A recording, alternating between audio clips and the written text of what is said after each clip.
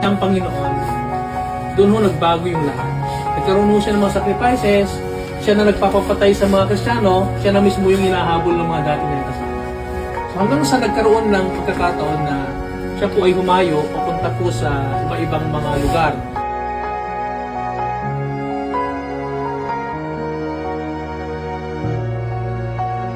Nabahagi nila na si Jesus ay ang Panginoon at siya rin po yung namatay at pagkatapos ng 3 araw siya ay nabuhay.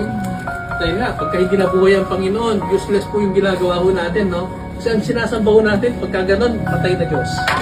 Pero nabuhay ho siya after 3 days. Verses 9 to 11. Sabi nga rito, itinadalangin ko sa Diyos na ang inyong pag-ibig ay patuloy na sumagana